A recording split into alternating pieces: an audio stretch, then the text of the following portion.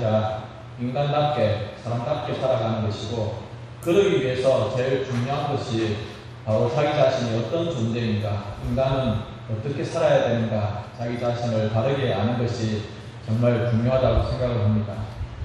그런 면에서 부모님은 어떻습니까? 부모님은 자식을 낳아서 그냥 그렇게 내버려 두는 것이 아니라 잘 양육하는 그런 책임이 있지 않겠습니까? 군인은 어떻습니까? 그냥 2년, 3년 그렇게 시간을 때우는 것이 아니라 국가와 또 국민들을 위해서 충성하게 그렇게 봉사하는 것이 군인의 의무라고 생각합니다.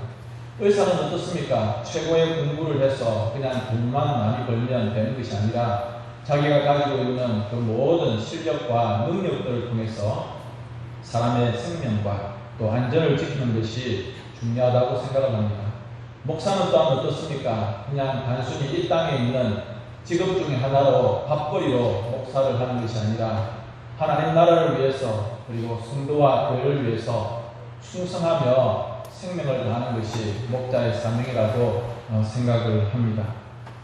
저는 전도사 때 제가 가르치고 있는 학생 한 명이 저에게 했던 말이 지금도 마음을 쿵쾅거리는 말입니다.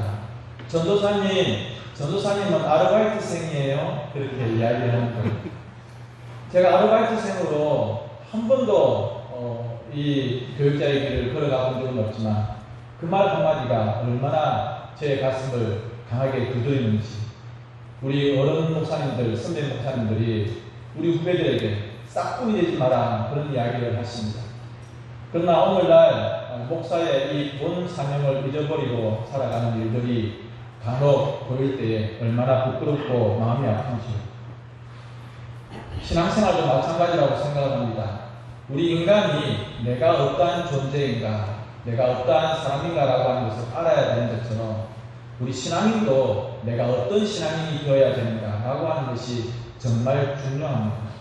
오늘도 저기에 우리 송영이가 있는데, 송영이가 만일 자기 자신의 그 위치와 또 그 자리를 잊어버리고 망각하고 갑자기 내일부터 엄마, 아빠, 오늘부터 내가 밥벌이를 제가 하겠습니다 라고 아르바이트 나간다고 한다면 엄마, 아빠가 대견하게 생각하겠습니까?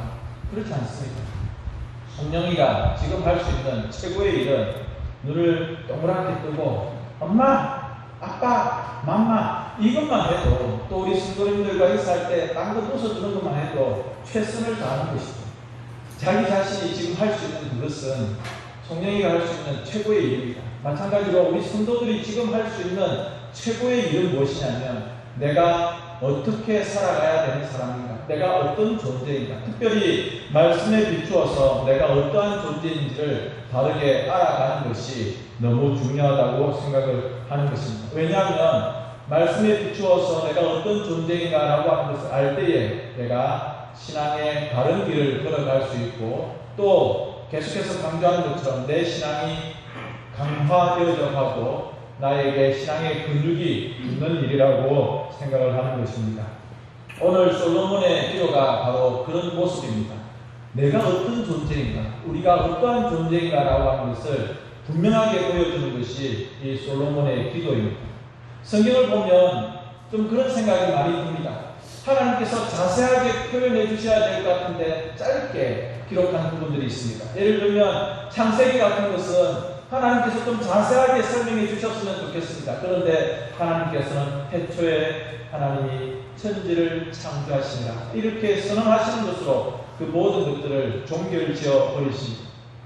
또 어떨 때 보면 하나님께서 좀 이런 것은 숨겨주시고 좀 가려주셨으면 좋겠는데 성경에 굳이 기록 안 하셔도 될 것 같은데 그것을 너무너무 자세하게 기록한 부분들도 우리가 발견하게 됩니다. 오늘 이 솔로몬의 기도, 그가 단지 왕이었기 때문에 이 기도가 자세하게 기록된 건 아니라고 생각을 합니다. 이 기도가 너무너무 중요한 기도고 필요한 기도이기 때문에 성경의 상당한 부분을 이 솔로몬의 기도로 그렇게 기록하고 있는 것입니다. 무엇보다도 이 열왕기서에 기록되어져 있는 이 솔로몬의 기도, 이것은 언제 기록되었을까? 성경학자들에 따르면 솔로몬 왕 때 기록된 것이 아니라 그들이 포로로 끌려간 이후에 바벨론에서 포로 생활하는 가운데 이 성경이 기록되어졌을 것이다. 그렇게 학자들이 이야기를 하고 있습니다. 여러분 한번 생각을 해보십시오.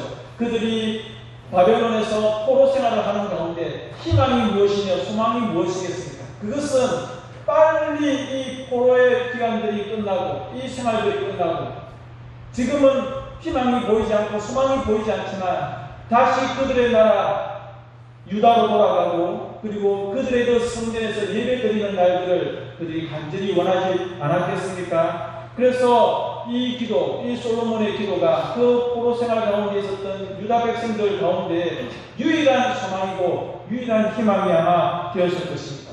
오늘 솔로몬의 기도가 어떻게 기록되고 있습니까? 하나님, 우리가 회개하고 하나님을 향하여서 주의 전을 향하여서 간절히 기도하면 하나님께서 그 기도를 들어주시고 우리를 불쌍히 여겨주시고 우리를 돌아오게 하시며 우리를 회복시켜 주옵소서라고 하는 기도가 오늘 이 성경에 나오고 있는 말씀인 것입니다.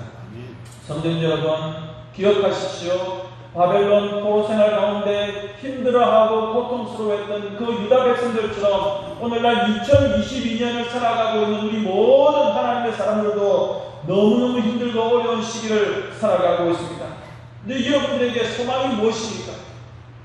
우리에게 소망은 오직 우리 하나님의 위로, 예수님의 사랑, 하나님께서 말씀 가운데 우리에게 주시는 그 위로가 우리에게 유일한 소망이고 유일한 희망이라고 하는 것을 믿으시기 바랍니다. 오늘 이 솔로몬의 기도 가운데 우리가 누구인가, 우리가 어떤 존재인가라고 하는 것을 밝혀주는 첫 번째 말씀이 있습니다. 따라서 합시다. 우리는 죄인입니다. 여러분, 오늘 이 솔로몬이 그 듣고 있는 모든 청중들, 유다 백성들에게 이렇게 기도하고 있습니다. 그리고 하나님께 이렇게 기도하고 있습니다. 우리는 모두가 다 죄인입니다. 범죄하지 아니하는 사람이 없사오니 모두가 죄인입니다라고 우리가 어떤 존재인지를 분명하게 이야기하고 있습니다.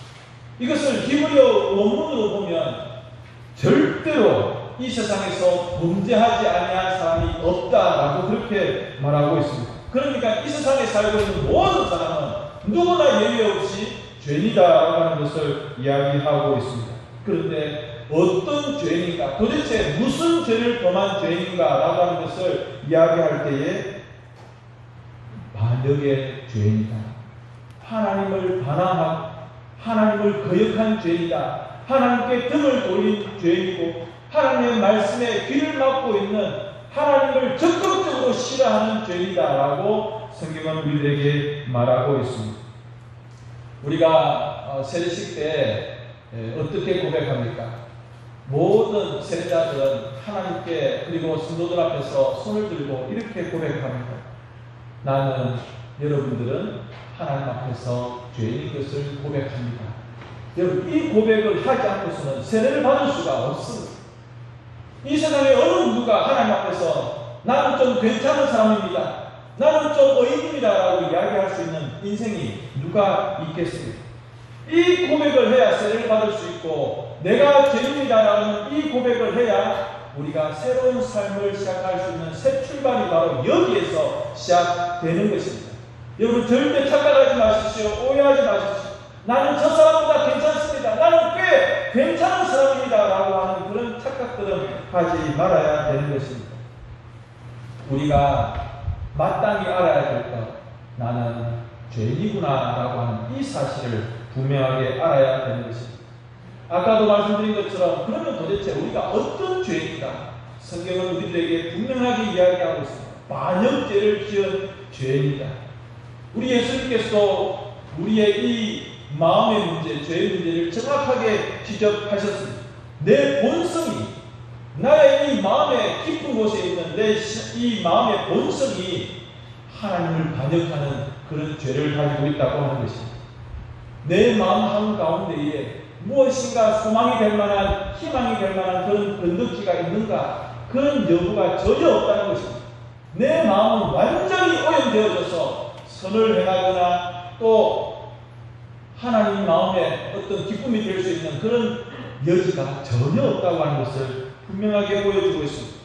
여러분, 다윗은 시편 51편에 어떻게 이야기하고 있습니까? 하나님, 내가 죄악 중에 출생하였습니다. 하나님, 내가 죄악 중에 태어났습니다. 나의 어머니가 죄 가운데서 나를 잉태하였습니다.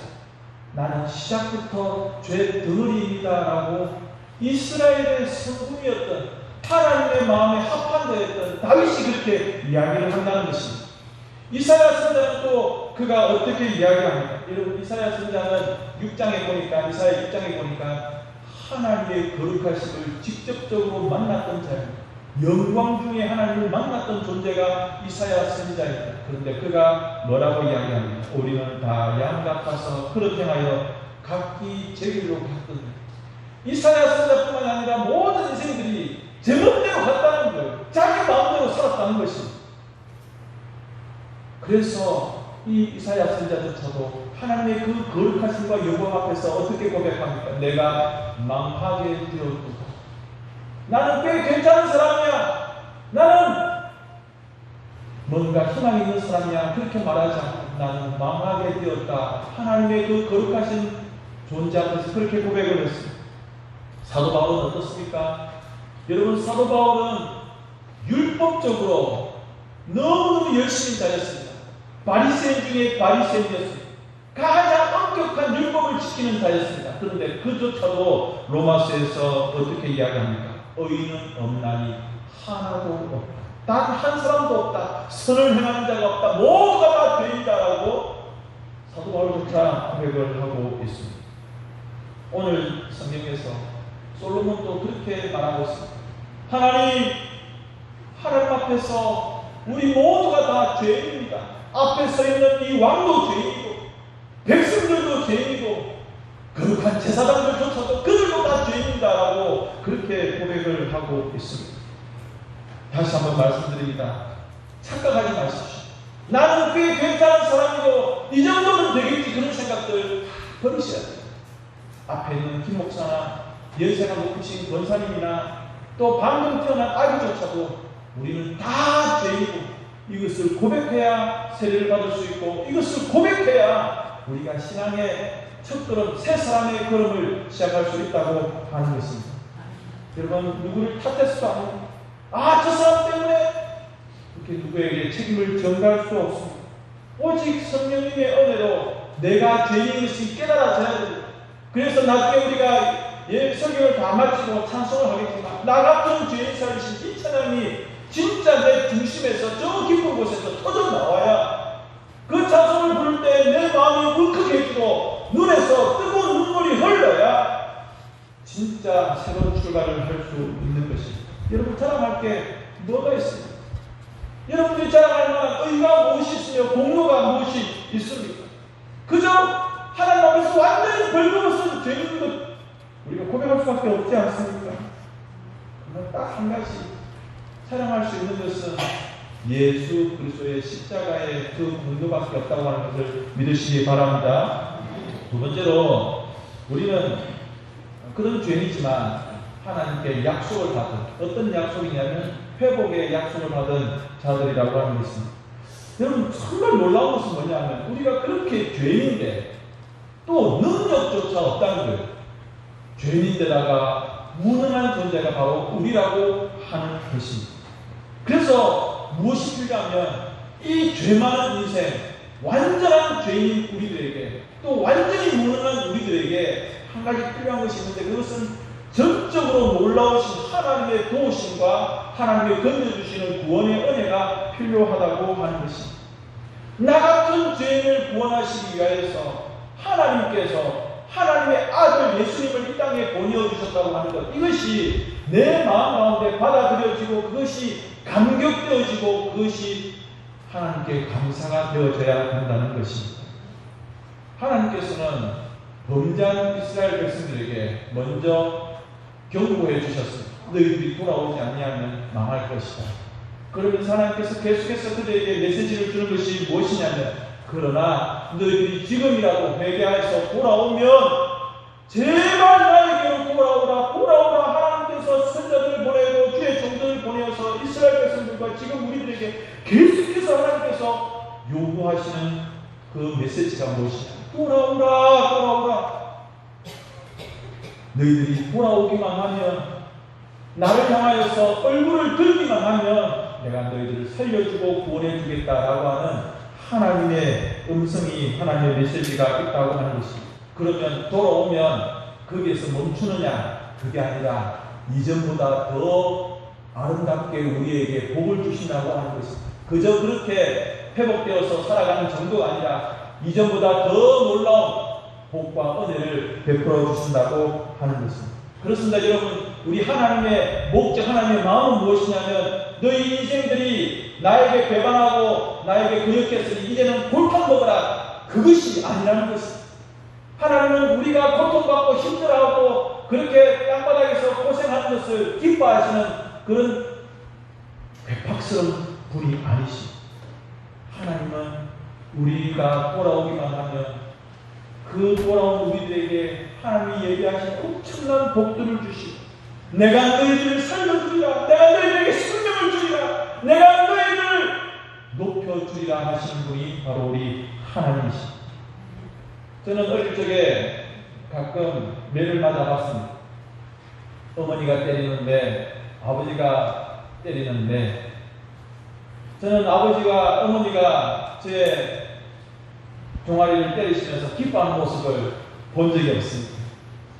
탁 때리시면서 아이고 신난다, 아주 손맛이 아주 좋아. 여러분, 그런 아버지, 그런 어머니가 어디 있겠습니까? 때리시면서 아파하는 우리만큼, 아니 더 이상으로 아파하는 분이 우리 아버지, 어머니 아니셨습니까? 여러분, 그 주님의 채찍, 주님의 그 회초리마저도 하나님 아버지의 사랑 아닙니까? 돌아오라고 하는 대가를 정신 차리고 나에게 돌아오라, 세상의 제약 가운데 빠져가지 말고 어서 돌아오라, 어서 돌아오라. 마치 집 나간 아들 탕자를 기다리는 아버지의 마음처럼 그렇게 기다리는 마음이 우리 아버지의 마음 아닙니까? 그래서 솔로몬이 이 기도를 하고 있는 것입니다. 하나님이시여, 우리가 기도하거든 그 기도를 들어주시고, 하나님의 전을 향하여서 기도하거든 우리의 기도를 들어주시고 우리를 회복시켜 주옵소서, 그렇게 말하고 있는 것입니다. 이제 우리는 어디를 향하여서 기도할까요? 누구를 바라보며 기도해야 될까요?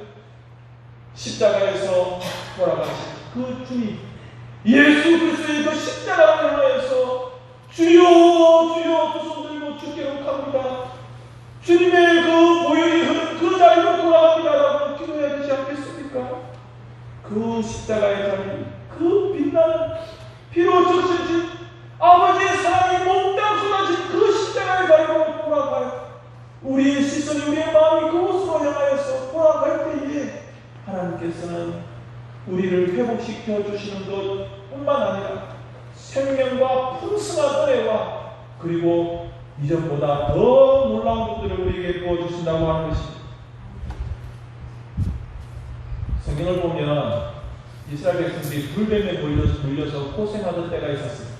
아니 그냥 단순히 뱀에 물려서 그냥 아픈 정도가 아니라 죽어가는 겁니다. 그런데 하나님께서 모세에게 구리로 뱀을 만들어서 짱대 끝에 매달고 그것을 모하는 자마다, 바라보는 자마다 살리라. 그 뱀 보는 거, 그 짱대 끝에 매달리는 그 뱀 보는 거 힘듭니까?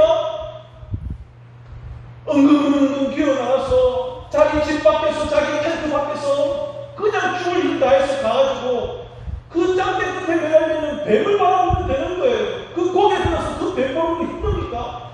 그런데 이스라엘 백성들 중에는 완악한 마음으로 집 밖으로 안 나가는 거예요. 옆집 사람을 바라보고 살았는데도 자기는 그냥 고집스럽게 완악하게 뱀을 바라보지 않고 죽어가는 인생들이 있었다고 하는 것입니다. 여러분, 짱대 끝에 매달린 그 노뱀이 누구를 상징합니까? 십자가에 달리신 예수님을 상징하지 않습니까? 우리를 치료하시고 우리를 살려주시고 우리를 구원해 주실 분은 십자가에 매달리신 그 예수님, 십자가에서 죽으신 그 주님, 나를 위해서 하늘 영광 버리시고 이 땅 가운데 오셔서 살찌고 피 흘려 죽으신 그 예수님 바라보는 것, 여러분 그렇게 하셔야 우리에게 은혜가 있고 그 길이 유일한 생명의 길이고 살 길이라고 하는 것입니다. 솔로몬은 기도하고 있습니다. 온 마음과 온 힘을 다해서 주님께 나올 때에, 주님께 기도할 때에 하나님 그 기도를 들어주십시오.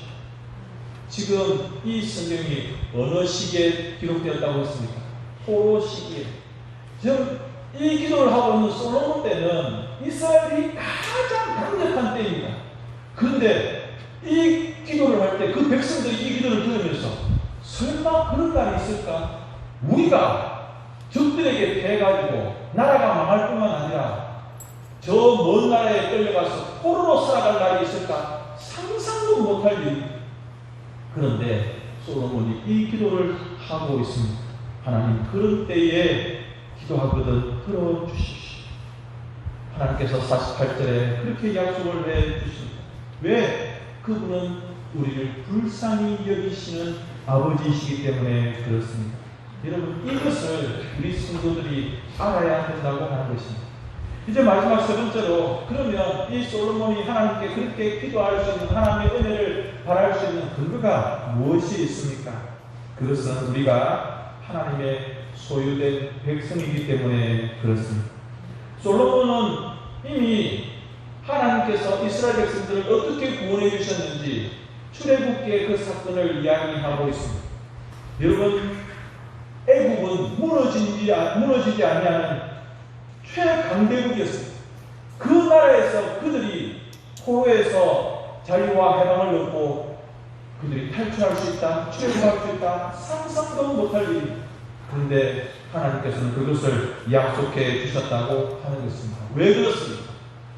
이스라엘 백성들은 애굽에서 종노릇하면서 평생토록 영원토록 살아갈 그런 존재들이 아니라는 거예요. 이스라엘 백성들은 하나님의 소유, 하나님의 것이기 때문에 하나님께서 그들을 건져내시고 구원해 주실 것이다. 여러분, 그래서 정말 이스라엘 백성들은 그 강력한 바로의 손아귀에서 벗어나서 하나님의 놀라운 은혜 가운데 출애굽하는 백성들이 되었던 것이죠. 하나님 아버지께서는 오늘날 티끌 같은 우리, 먼지 같은 우리를 어떻게 말씀하십니까? 너희들은 나의 소유다. 너희들은 내 것이다.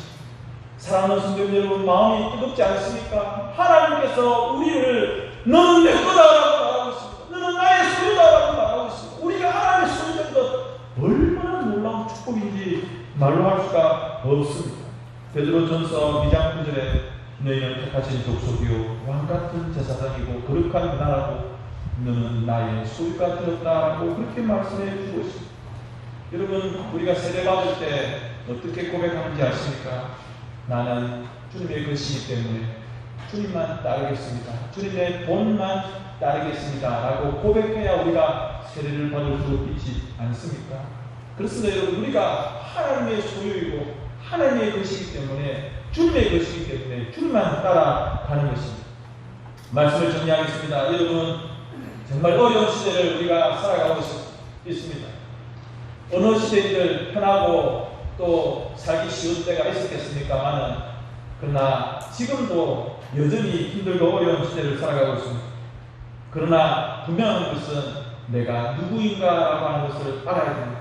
첫 번째로는 나는 죄인이다라고 하는 사실, 두 번째로는 나는 하나님의 은혜의 그 회복의 은혜를 받은 존재다, 필요한 존재다라고 하는 것, 세 번째로는 나는 하나님의 것이다, 하나님의 소유다라고 하는 것입니다. 이것을 알면 우리가 2022년도도 살아갈 수 있고, 이 코로나와 경제적으로 힘든 상황들, 그리고 젊은이들은 젊은이들대로 이 엄청난 경쟁의 시대, 그리고 여러분 내일부터 또 나아가서 살아가시는 삶의 자리가 그냥 단순히 먹고 살아가는 현장이 아니라 치열한 영적 전쟁의 현장이지 않습니까? 그런 가운데서 우리가 살아갈 수 있는 길이 무엇이 있습니까? 내가 누구인지 알고, 하나님의 은혜가 무엇인지 알고, 그리고 내가 하나님의 것이다라고 하는, 하나님의 소유라고 하는 이 생각들을 할 때 이 힘든 시기를 살아갈 수 있다고 하는 것입니다. 단순히 내가 월급 조금이 더 받는다고 해서 내가 넉넉하게 살아갈 수 있는 것 아닌 것 같습니다. 내가 좀 더 좋은 어떤 자리에 있는다고 해서 내가 좀 편하게 살아갈 수 있는 것 아닌 것 같습니다. 내 몸이 조금 건강해진다고 해서 내가 좀 더 여유가 있다, 그런 것 아닌 것 같습니다. 하나님의 은혜가 있어야 살아갈 수 있다고 하는 것입니다. 그래서 우리가 이 찬양을 부르겠습니다. 나 같은 죄인 살리시, 함께 찬양하겠습니다. 305장입니다. 이 찬양 드리고 함께 기도하겠습니다.